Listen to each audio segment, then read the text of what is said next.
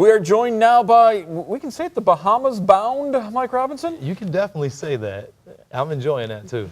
So Mike Robinson, of course, sideline reporter for the Toledo Rocket Radio Network. He will be with the team in the Bahamas next month as they take on Florida International. We'll get to the Panthers a little bit later on. But first, Mike Rob, let's talk about this victory over Central Michigan. Pretty much the way you want to wrap up the regular season, the way you want to wrap up the home schedule. They get an impressive victory over the Chippewas. I mean, we talked about it last week, and thanks for having me, too, by the way. And we watched this Chippewa team. You know, we talked about their defense and how well they were, and the Rockets just blew this team away. I mean, this is something that we didn't expect personally, you know, when we talked about it. But when you watch this football club go out there and play, you're like, wow, the Rockets are literally outclassing this team in every position on the field. And that defense we thought was so stout didn't look so stout when the Rockets took the field. We talked about this a little bit throughout the season, that Jason Candle has set the bar so high with this Rocket program.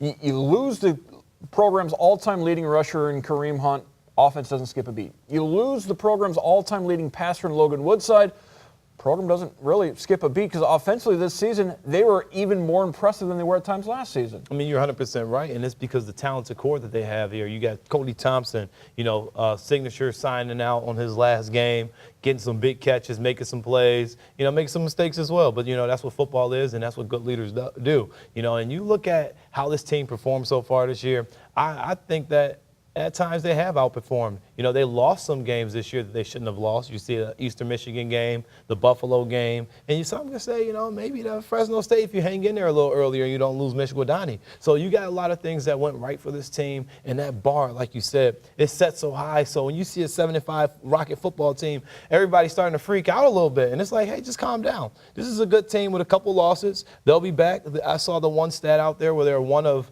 9 or 8 teams that, you know, haven't had a losing record in 9 seasons. So the Rockets are doing a really good job, and this year has definitely been fun to watch, and it's mainly because of that crew out there with the receivers. I mean, John V. Johnson making some big plays, and Deontay Johnson. I mean, we're just used to just seeing him do it. You mentioned the Eastern Michigan loss. That's probably the worst loss on the year for the Rockets yet. The Eagles are bowl eligible. They may not necessarily get a bid, but they did get to the magical 6-win plateau. So even though that's a bad loss, it's not that bad of a loss for the Rockets. Now, certainly last year we heard Jason Candle's name being bandied about for coaching openings. He did sign the extension with the Rockets.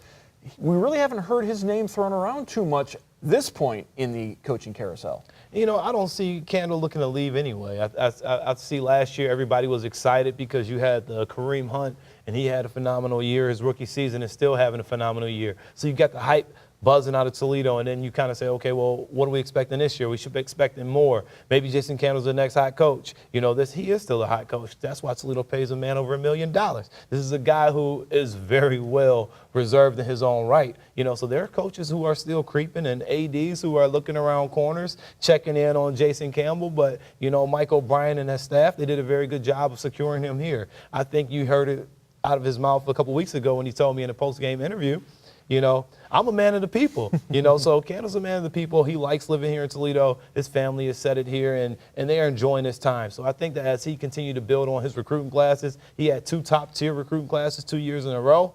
You know, this next year is going to be the year where he really get to flourish and explode. But as in leaving, you know, yeah, everybody thought last year was a perfect opportunity.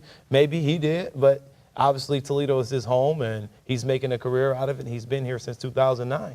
And to this point, there really hasn't been any openings that would scream out Jason Candle would fit here. Maybe that opening's going to come up in the next couple of days, but to this point it isn't. And I think we are pretty secure in saying that Jason Candle will be back in 2019 for the Toledo Rockets. Wrapping up a couple other things out of that Central Michigan game, we had that incident in the second half, a couple of incidents in that second half, and that is going to cost the Rockets some players for the Bahamas Bowl, at least for the first half of the Bahamas Bowl, because of suspensions. Yeah, and that was just a rough game. I mean, and you saw the chippiness and being there on the sideline. You're in the pocket. I'm out there on the sidelines in the heat of the moment, hearing everything. I actually walked out on the field in the big of the scrum, you know, for you guys who didn't see it. It was a big brawl that happened in the second half of the game. It was already out of hand, and the players just kind of got upset, you know, and it's their last game that they'll ever play as a college football player, being 1-9 or 1-10, you know, 1-11 as they left the Glass Bowl. So it was kind of tough. It's emotional, and you got to realize, you know, this is a sport where it's very violent,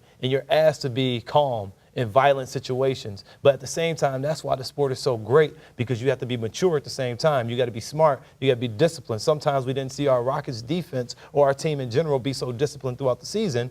But this is a case of completely no discipline, no structure, and lack of foresight in the sense of that Central Michigan team for coming out on the field and having a brawl. So you lose Brock Rubel. They gave the blanket. This is the first time I've seen it. They gave everybody a sportsmanlike conduct penalty, and as they gave that penalty, you say, okay, the next person that gets one, guess what happens? You're gone for the next half of the game, and you're gone out of the rest of this game.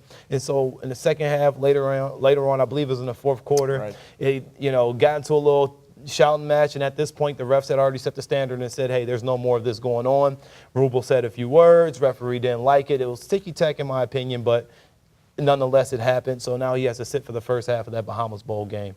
Bahamas Bowl, December 21st, so not a whole lot of rest for the Rockets. They'll get right into the bowl prep. And certainly, we've talked about this before, how important the bowl prep is, not necessarily for the bowl game itself, but it sets the tone for the following season.